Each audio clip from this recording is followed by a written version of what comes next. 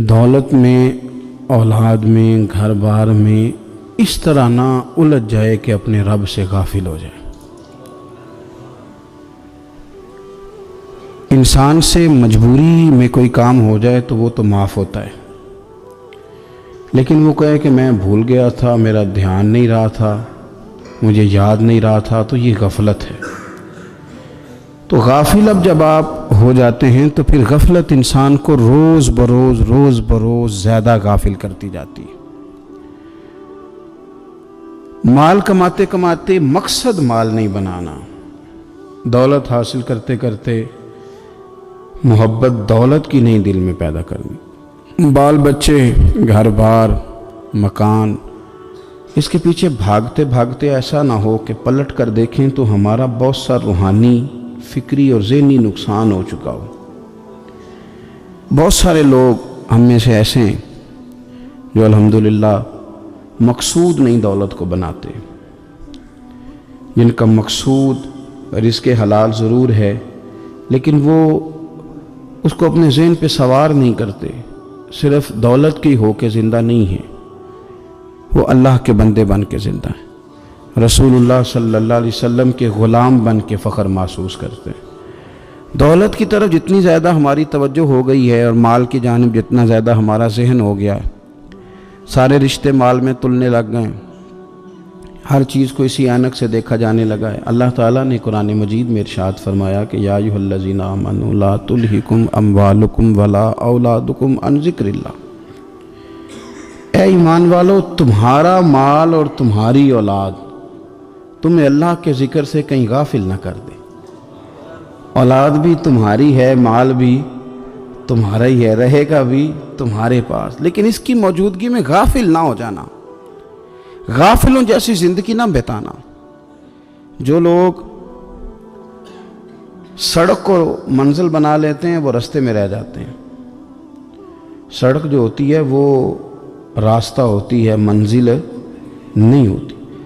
یہ جو رزق ہے، دولت ہے، مال ہے، اولاد ہے، یہ تو سارا رستہ ہے اللہ کی طرف جانے کا، کہ تھوڑا سا رزق حلال کمائیں، کمر سیدھی ہو جائے اور پھر ہم اپنے رب کریم کی عبادت کریں۔ ہم رزق حلال کمائیں تاکہ ہم ہاتھ پھیلانے سے بچیں اور ہم اللہ کے بندوں کی ضروریات کا خیال کریں، دین کے کاموں میں اپنے آپ کو مشغول کریں، کچھ نہ کچھ اپنا حصہ پیش کریں۔ یہ مقصود تھا، یہ منزل نہیں، یہ تو صرف ایک رستہ تھا۔ ہم نے اب کیا کیا ہے کہ یہی چیز ہماری منزل بن کے رہ گئی ہے۔ رات پیسے گننا، سویرے اٹھ کے پھر گننا شروع کر دینا، پیسوں میں رشتوں کو تولنا، پیسے کے ساتھ ہی اپنے آپ کو ہر وقت لگائے رکھنا، الجھ کے رہ گئے ہیں لوگ، الجھ کے، اور پھر کوئی بندہ جیت نہیں رہا۔ ہمارے دادا بھی یہی کہتے تھے کہ کچھ پیسے کمانے ہیں تاکہ بچے پال لوں، یہ کہتے کہتے چلے گئے۔ ہمارے ابا بھی یہی کہتے تھے، پھر اس کے بعد ہم نے بھی یہی بولنی شروع کر دی ہے، تو جیتا تو کوئی بھی نہیں، جیتا تو کوئی بھی نہیں۔ مال کو ضرور حاصل کریں۔ حضرت بہاءالحق نقشبند بخاری رحمۃ اللہ علیہ فرماتے ہیں، میں نے منا کے میدان میں ایک نوجوان دیکھا جو لاکھوں کا کاروبار کر رہا تھا، لاکھوں کا، دیناروں کا کاروبار کرتا تھا، سونے چاندی ہیرے جواہرات کا کام کرتا تھا، لیکن فرماتے میں نے اس کے دل پہ نظر ڈالی، لاکھوں کا کام کرتا تھا پر اس کا دل ایک منٹ کے لیے بھی اپنے رب کی یاد سے غافل نہیں تھا۔ ہر وقت اس کا دل اپنے مالک کی یاد میں مصروف تھا، ہر وقت۔ ارشاد فرماتے ہیں کہ میرا شروع میں اس کے بارے میں گمان یہ تھا کہ دیکھو یہ شخص کیا کر رہا ہے، پیسہ کما رہا ہے، دولت کے چکر میں پڑا ہوا ہے۔ فرماتے ہیں کہ پھر میں نے ایک اور منظر دیکھا، ایک اور رنگ میں نے دیکھا کہ وہ کما رہا تھا، اور پھر اختتام حج پہ میں نے دیکھا کہ جو کمایا تھا سارا اللہ کے بندوں پہ خرچ کر رہا تھا۔ آپ اور میں، ہم نے دیکھنا صرف یہ ہے کہ کہیں ایسا تو نہیں ہے کہ دولت میں الجھ گئے۔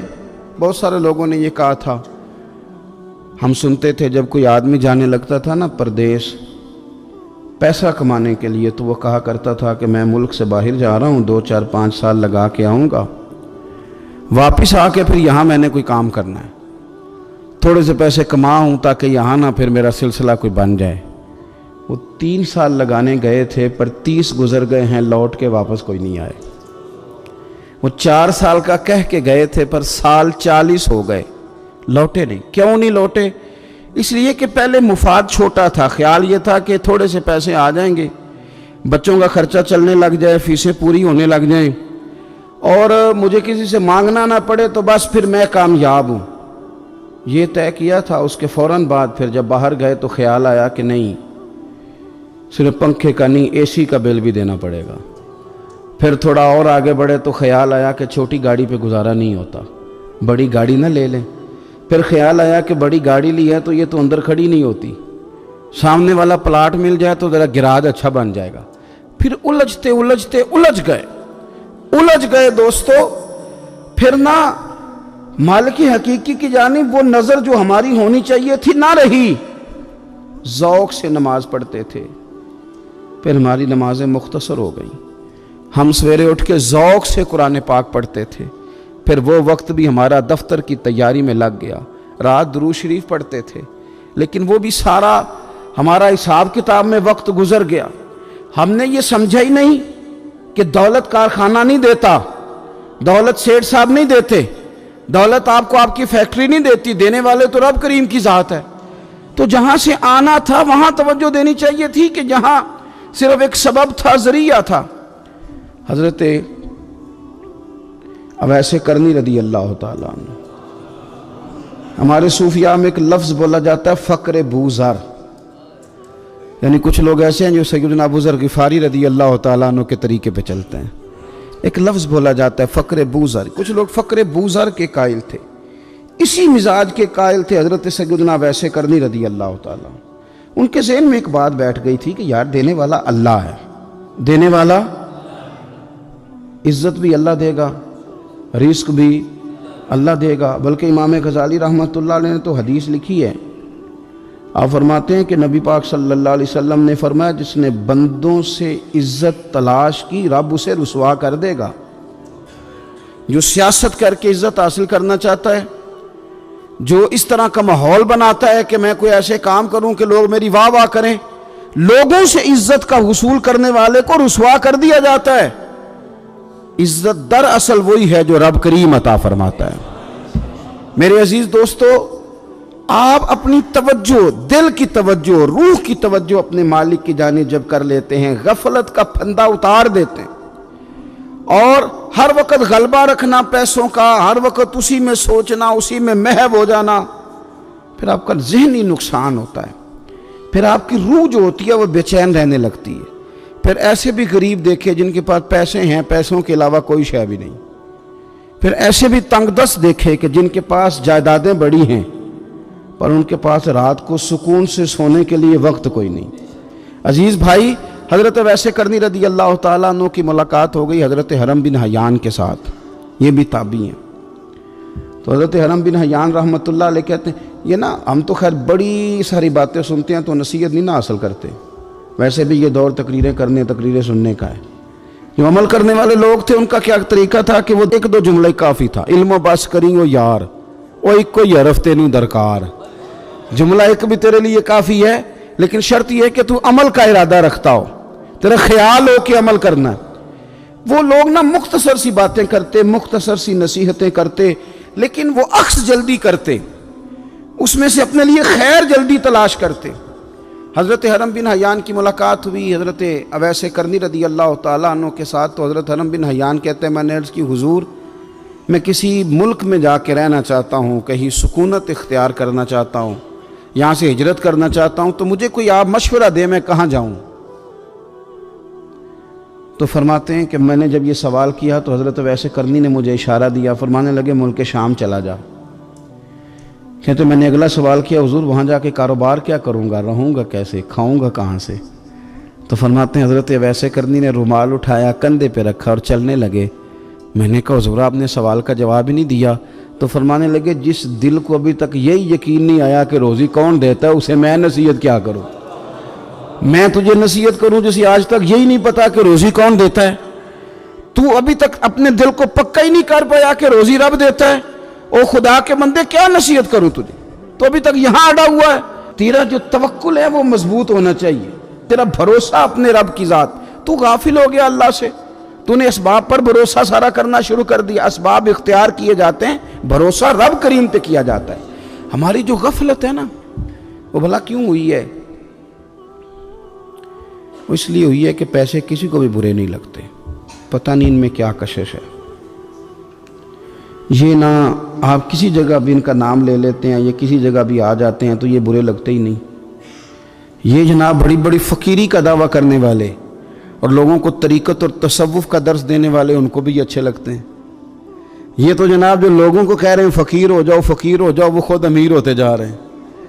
یہ پتہ نہیں ان میں کیا ایسا خاص۔ ہمارے ایک استاد تھے تو مزاج میں بڑی ظرافت تھی، حالانکہ بڑے اللہ والے بندے تھے، تو بات بڑی وہ دل لگی کی کیا کرتے تھے۔ تو ایک دن ہم نے پوچھا استاد جی خوشبو کون سی اچھی لگتی ہے؟ کہنے لگے بیٹا جو پیسوں میں سے آتی ہے وہ مجھے بڑی اچھی لگتی ہے، اس لیے کہ ملتے کم ہیں۔ ہمارا نا جب اس طرح کا ذوق بن جاتا ہے نا، آپ مزاج بنا لیتے ہیں پیسوں کا، لوگ سمجھتے ہیں کہ غریبی کا ڈر شاید زیادہ ڈر ہے، لیکن کبھی آپ دروازہ رسول پہ جائیں نا تو حضور نے تو کوئی اور ڈر بیان کیا ہے۔ حضرت ابو عبیدہ بن جراح رضی اللہ تعالیٰ عنہ بحرین سے نا مال لے کے آئے بہت سارا، حضور نے بھیجا، جزیہ لینے گئے یا مال غنیمت کا کچھ مال تھا، آپ لے کے مسجد میں آئے تو لوگوں کو پتہ چل گیا کہ آج مال آیا ہے۔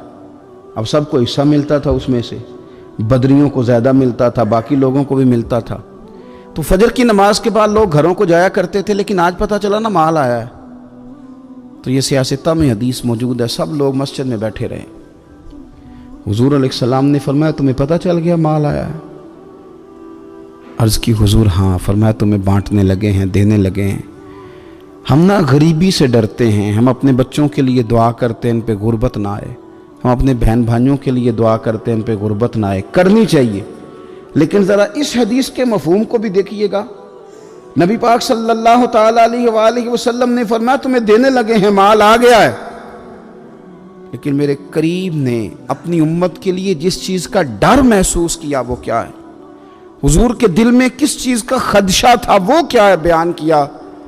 حضور فرمانے لگے لوگو مجھے تم پر غربت کا ڈر نہیں، یہ ڈر نہیں کہ تم غریب ہو جاؤ گے، بلکہ مجھے تو ڈر ہے کہ تم پر دولت پھیلا دی جائے گی، تم زیادہ مالدار ہو جاؤ گے۔ خوف غریبی کا نہیں، خوف تمہارے مال کا ہے۔ اور حضور فرماتے ہیں کہ پھر تم انہی باتوں میں مبتلا ہو جاؤ گے جن میں پرانی امتیں مبتلا ہوئی تھیں، اور جب وہ اللہ کی نافرمانی میں مبتلا ہوئی تھی تو پھر وہ ہلاک کر دی گئی تھی۔ مجھے ڈر ہے، مجھے ڈر ہے۔ ہاں جہاں دولت آتی ہے وہاں سستی بھی آتی ہے، جہاں دولت آتی ہے وہاں معاذ اللہ عیاشی بھی آتی ہے، جہاں دولت زیادہ آ جاتی ہے وہاں پھر لوگ ہر چیز کو دولت میں تولنے لگتے ہیں۔ جہاں دولت زیادہ آتی ہے میرے بھائی، پھر لوگ سمجھتے ہیں کہ ہر چیز میں خرید لوں گا، پھر لوگوں کے ذہنوں کے اندر اس طرح کا فطور آتا ہے۔ حضور نے فرمایا مجھے ڈر ہے تمہارے دولت مند ہونے کا، ڈر ہے دولت مند ہونے کا۔ یارو اپنے پیسوں سے ڈرا کرو، اپنی جائیدادوں سے ڈرا کرو، اپنے مال سے ڈرا کرو، وہ ہم نے جو بڑے بڑے محلات تعمیر کرنے شروع کیے ان سے ڈرا کرو، اس لیے کہ حضور نے فرمایا مجھے ڈر ہے۔ حضرت ابوبکر صدیق رضی اللہ تعالیٰ عنہ تشریف فرما تھے۔ ہمارے نا بچے بہت زیادہ آسانی مانگتے ہیں۔ اقبال نے کہا لہو مجھ کو رلاتی ہے جوانوں کی تن آسانی۔ جب میں جوانوں کا مزاج دیکھتا ہوں نا کہ اتنے آرام پسند ہو گئے ہیں تو پھر میری آنکھوں سے لہو بہتا ہے۔ لہو مجھ کو رلاتی ہے جوانوں کی تن آسانی۔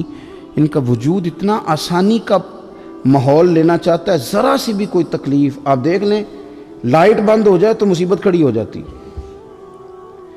کسی جگہ چند منٹ کے لیے آدھے گھنٹے کے لیے ٹریفک بند ہو جائے تو مثلاً کیا ہو جائے گا، لیکن یہ کہ طبیعتوں میں تلخی، اور جب وہ گاڑیاں آہستہ آہستہ چلتی ہیں تو ایک دوسرے سے آگے بڑھنے کی وہ شدت، وہ ہمارے مزاج میں ایک دوسرے کے بارے میں دل میں بڑے بڑے جملے، کیوں؟ اس لیے کہ ہماری طبیعت آسانی پسند ہے، ذرا سی بھی کوئی رکاوٹ ہم نہیں برداشت کرتے، تھوڑی دیر کے لیے ٹھہرنا پڑ جائے ہمارے لیے بڑا مشکل کام ہے۔ آپ ہمیں ہماری مرضی کے خلاف کوئی بات کر دیں تو ہمیں بگڑا ہوا سمجھیں، ہماری طبیعت میں وہ آسانی ہے۔ یہ آسانیاں انسان کو پھر بڑے بڑے کام نہیں کرنے دیتی، پھر انسان کمزور پڑ جاتا ہے، پھر وہ کوئی کسی انقلابی تحریک کا کبھی حصہ نہیں بن سکتا۔ اگر وہ بڑی صلاحیت بھی رکھتا ہو تو وہ زندگی میں کوئی کارنامہ سر انجام نہیں دے پاتا، کیونکہ طبیعت میں آسانی آ گئی، اس کا مزاج ہی نہیں۔ جس بندے کو گرمی زیادہ لگتی ہے وہ کیسے آگے بڑھے گا؟ یہ سیٹھوں کے بیٹے، مالداروں کے بیٹے، پیروں کے بیٹے، بڑے بڑے جناب مشائخ کے صاحبزادگان، الا ماشاء اللہ، آگے نہ بڑھنے کی وجہ کیا ہے؟ صرف یہ ہے کہ طبیعت کا تقاضا یہ ہے کہ ایک آدمی نے رومال پکڑا ہے، دوسرے نے جوتا پکڑا ہے، تیسرا گاڑی کھول رہا ہے۔ جب آپ اس قدر زیادہ ان کو آسانیوں میں مبتلا کر دیتے ہیں، پھر ان کے لیے جہاد کرنا، میدان میں نکلنا ممکن نہیں رہتا، وہ عادی نہیں ہوتے۔ امام حسن اور امام حسین رضی اللہ تعالی عنہما نے جہاد اس لیے کر لیا تھا، بچپن میں ہی 7-8 سال کی عمر تھی تو ماں 3 دن روزے رکھوایا کرتی تھی، وہ 3 دن روزے رکھتے تھے، اور افطار کا وقت آتا تھا تو جو کچھ پکا ہوتا تھا وہ بھی اٹھا کے غریب اور مسکین کو دے دیا کرتے تھے۔ تو انہیں تو عادت تھی بچپن سے ہی، پھر اس لیے ایسا نہیں ہوتا کہ وہ کھانا نہیں پکا تو بچے نے موبائل توڑ دیا ہے، اس کی مرضی کا۔ آج گھر کے اندر جو ہے وہ کھانے کا سامان موجود نہیں تھا تو اس نے ٹی وی توڑ دیا، اس طرح پھر نہیں ہوتا، پھر وہ گھر کا نقصان نہیں کرتا۔ ہمارے مزاج میں جو بے پناہ آسانی ہے، مرضی کا کھانا ہے، مرضی کا پہننا ہے۔ اب ہمارے کپڑے پرانے نہیں ہوتے، اب ڈیزائن بدل جاتا ہے۔ اب وہ کہاں چونکوں میں وہ لوگ بیٹھے ہیں جو جوتیاں گانٹھا کرتے تھے، اب کہاں وہ وقت گیا کہ جب توڑے میں ڈال کے سارے گھر کے جوتے لے جائے جاتے تھے اور ان کو گانٹھا جاتا تھا۔ شادی کا موقع اور خاندان کی شادی کا موقع، لیکن گھر کے سب لوگ جوتا پالش کروا کے ڈالتے تھے، نیا نہیں خریدتے۔ اب تو جوتے پہننے کا موقع ہی نہیں آتا، اتنے جوتے پڑے ہوئے ہیں، کون سا چھوڑا جائے، کون سا پہنا جائے۔ یہ تن آسانی ہے، یہ غفلت میں مبتلا کر دیتی ہے، یہ غفلت میں۔ میرے رسول کریم صلی اللہ تعالیٰ علیہ وسلم رات کو آرام کرنے کے لیے تشریف لے گئے تو حضرت بلال حبشی رضی اللہ تعالیٰ عنہ فرماتے ہیں کہ کسی صحابی نے نا آج موٹا گدا لا کے دیا، کہا حضور کی پشت اطہر پر نا میں موٹے بان کی چارپائی کے نشان دیکھتا ہوں، تو یہ گدا آج میرے کریم کے نیچے بچھاؤ، یہ بستر آرام دے۔ حضرت بلال کہتے ہیں میرا بھی بڑے دنوں سے خیال تھا، میں نے وہ ڈبل کر کے نا بچھا دیا، حضور نے آرام کیا، میرے دل کو بڑی تسلی ہوئی۔ صبح محبوب تشریف لائے، فرمایا رات میرا بستر کس نے بچھایا تھا؟ عرض کی حضور میں نے بچھایا تھا۔ فرمایا اٹھا لو، آج کے بعد نہ بچھانا، مجھے تو نیند بڑی گہری آئی ہے، میرے کئی نفل رہ گئے۔ فرمایا میں تمہاری دنیا کے اندر آرام کرنے نہیں آیا، میں تو مسافر ہوں، اپنا وقت بتانے کے لیے آیا ہوں۔ تم نے یہ میرے لیے نیچے اتنا آرام دہ بستر کیوں بچھا دیا؟ حضور سید عالم صلی اللہ علیہ وسلم کے کمر پر موٹے بان کی چارپائی کے نشان دے کر حضرت عمر جیسا بندہ رو پڑا جو مزاجن سخت مزاج ہے، اور عرض کی حضور یہ آپ کی کیا کیفیت ہے؟ کیسر و کسرا اللہ کے دشمن اتنی آسانیوں میں اور آپ اس حال میں؟ تو حضور نے فرمایا عمر تم یہ پسند نہیں کرتے کہ دنیا میں تھوڑی سی مشکل برداشت کریں اور آخرت کی ساری عزتیں اللہ ہمیں ہی عطا فرمائے؟ فرمایا میں کوئی تمہاری دنیا سے کچھ حاصل کرنے نہیں آیا۔ میرے عزیز یہ نا تن آسانی سے تھوڑا بچیں۔ غفلت کی بنیادی وجہ یہ ہے ہم نے اپنی مرضی کا کھانا ہے، اپنی مرضی کا، یعنی بہت ساری چیزیں ایسی ہیں جن کو ہم ناپسند کرتے ہیں، حالانکہ سیدہ عائشہ صدیقہ رضی اللہ تعالیٰ عنہ فرماتی ہیں کھانا پک جاتا تھا، کریم نے کبھی نہیں فرمایا مجھے ناپسند، کبھی طبیعت نہ چاہتی تو چھوڑ دیتے تھے، لیکن کبھی ہم نے عیب نکالتے نہیں دیکھا۔ بھائی تن آسانی ہمیں غافل کر رہی ہے، ہم سوتے ہی اس بستر میں جو سویرے آنکھ کھلنے ہی نہیں دیتا، ہم نے اوڑھ ہی وہ والے بستر لیے ہیں، ہم نے کمرے اس طرح بند کیے ہیں کہ وہاں تو ہوا مشکل سے آتی، تو آواز کسی کی کیسے آئے گی؟ دادا آوازیں دیتے رہے، فجر کا وقت ہو گیا، والد کہتے رہے، مؤذن نے روز اذان پڑھی، پر چونکہ ہم نے کمرہ ہی بڑا آرام دہ بنایا تھا، ہم نے قریب کوئی چیز آنے نہیں دی۔ یہ تھوڑے دن پہلے ہمارے شہر کا واقعہ، ایک صاحب نے ضلع گجرانوالہ کے ایک گاؤں میں ایک صاحب نے کیا کیا ہے، انہوں نے کہا کہ جناب میں تمہیں روز منع کرتا ہوں کہ اذان پڑھا کرو، بعد میں نعت نہ پڑھا کرو، سونا ہوتا ہے، اذان ہو گئی ختم ہو گئی تم ایک نعت بھی سناتے ہو۔ اسی بات پر اس شخص کو باہر بلایا اور گولی مار دی، بندہ مار دیا، تو میری نیند میں خلل واقعہ کرتا ہے، تو وہ تو ابدی نیند سو گیا ہے، تو کیا آپ ساری عمر جاگتے رہیں گے؟ آپ کو بھی سونا ہے، آپ کو بھی جانا ہے، قبر میں پہنچنا ہے۔ یہ غافلوں والی جو زندگی ہے نا یہ تباہ کر دیتی ہے، तबाह। और बहुत सारे लोग ऐसे हैं फिर उन पर पक्की मोहरें लग जाती हैं, फिर वो जागना भी चाहे तो आँख नहीं खुलती, फिर उठना भी चाहें तो बेदारी नहीं होती, इसलिए कि सोते को जगाना आसान होता है, जागते को जगाना बड़ा मुश्किल काम। हज़रत अबू बकर सिद्दीक़ रदी अल्लाह ताला अन्हु अमीरुल मोमिनीन है। आपने कभी आसानियाँ देखी हैं गवर्नर के घर में, वज़ीर आला के घर में, वज़ीरों के घरों में क्या निज़ाम है, क्या जनाब दुनिया ही अलग है।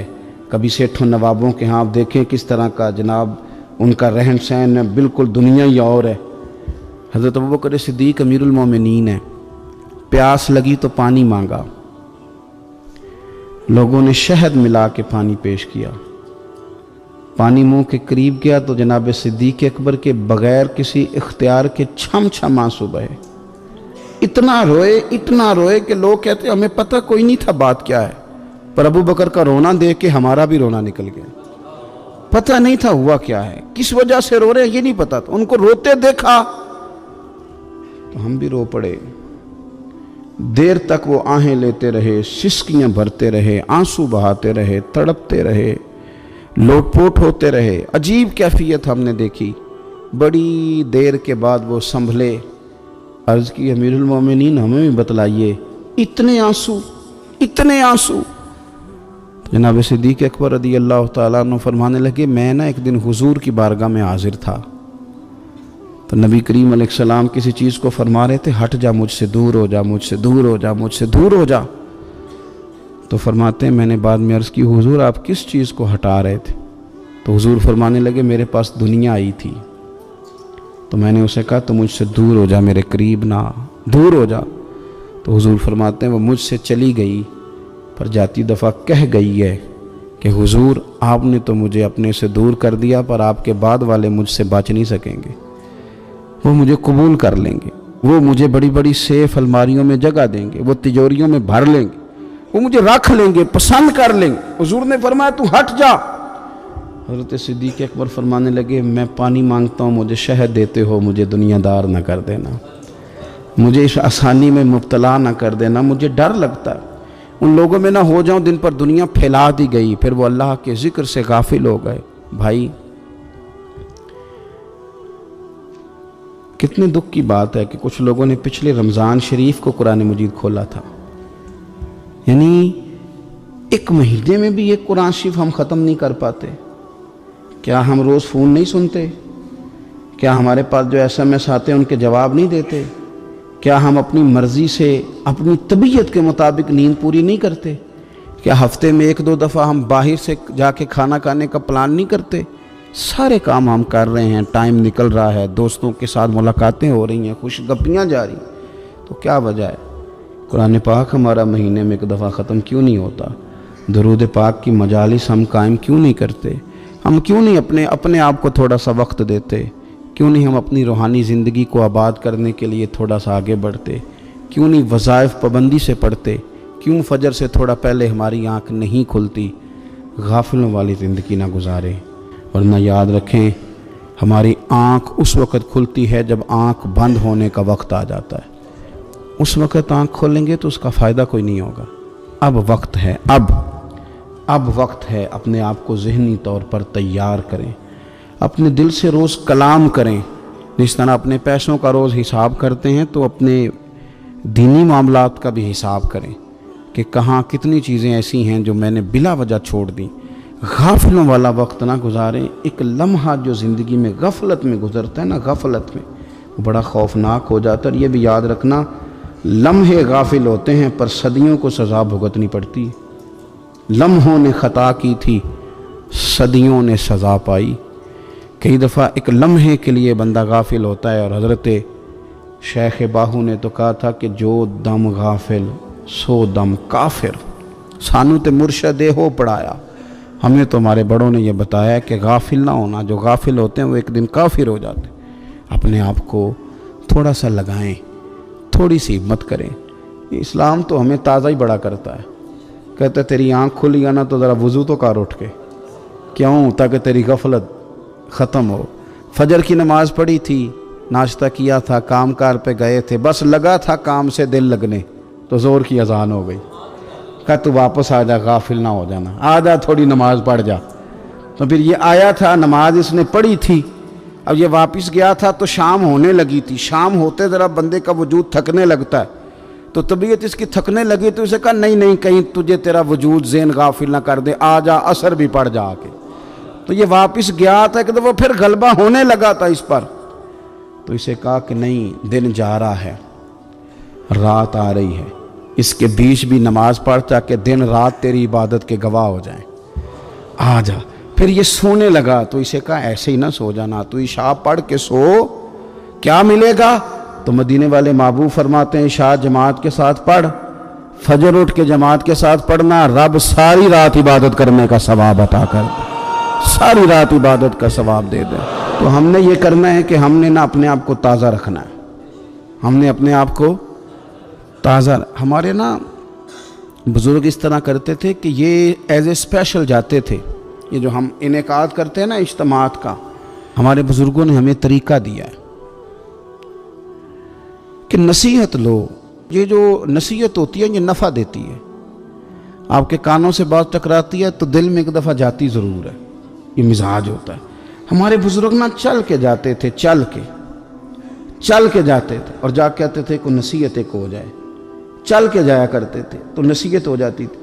حضرت داؤد طائی رحمۃ اللہ تعالیٰ علیہ ارشاد فرماتے ہیں کہ ہارون رشید بادشاہ آیا، کئی جگہوں سے ہو کے میرے پاس آیا، تو میرے ساتھ ہاتھ میں لایا، سلام لی تو بھی ہاتھ پکڑے ہوئے تھے، تو کہنے لگا حضور کو نصیحت کر دیں۔ تو میں نے کہا نصیحت کیا کرنی ہے، تیرے ہاتھ بڑے نرم و نازک ہیں، دیکھنا کہیں جہنم میں جل نہ جائیں۔ کہتے ہیں وہ نصیحت میں نے کی تھی، لیکن جب وہ میری نصیحت سن کے رویا نا تو اس کے رونے سے میں نے بھی رونا شروع کر دیا۔ تو میں نے اسے کہا نصیحت میں نے تجھے کی تھی، لیکن دیکھ اس نے میرے دل پہ کتنا اثر کیا ہے۔ نصیحت ہمیشہ یہ بھی غفلت سے جگائے گی، کوشش کریں کوئی بات سیکھیں، کسی سے کچھ سنیں، کوئی خیر کا جملہ لیں، تاکہ دل جو ہے نا وہ مردہ۔ حضرت سری سکتی رحمۃ اللہ علیہ درخت کے نیچے بیٹھے تھے،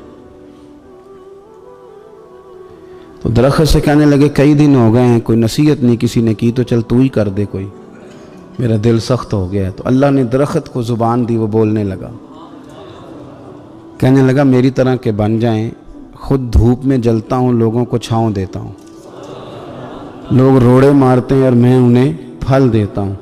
تو حضرت فرمانے لگے تیری بات نے میرے اوپر بڑا اثر کیا، ایک سوال نہ پوچھ لوں؟ کہنے لگا پوچھ لیں۔ تو فرمانے لگے تو اتنا ہی اچھا ہے تو تیرا انجام کیوں نہیں اچھا؟ جب تو خشک ہو جاتا ہے تجھے جلا ہی دیا جاتا ہے۔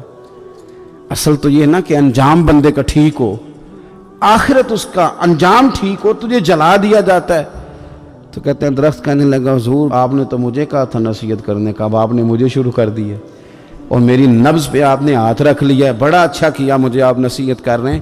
کہنے لگا حضور میرے اندر بڑی خوبیاں ہیں پر ایک خامی ہے، جس وجہ سے میرا انجام ٹھیک نہیں ہوتا، میرے پاس استقامت کوئی نہیں، جدھر کی ہوا ہوتی ہے میں بھی ادھر کا ہی ہو جاتا ہوں، اگر کہیں استقامت ہوتی تو پھر میرا یہ انجام نہ ہوتا۔ استقامت اختیار کریں زندگی کے اندر، استقامت جو ہے وہ انسان کا انجام ٹھیک کرتی ہے۔ اللہ کے حضور دعا ہے مالک کریم ہماری حاضری کو قبول فرمائے، ہمارے حال پہ رحم فرمائے۔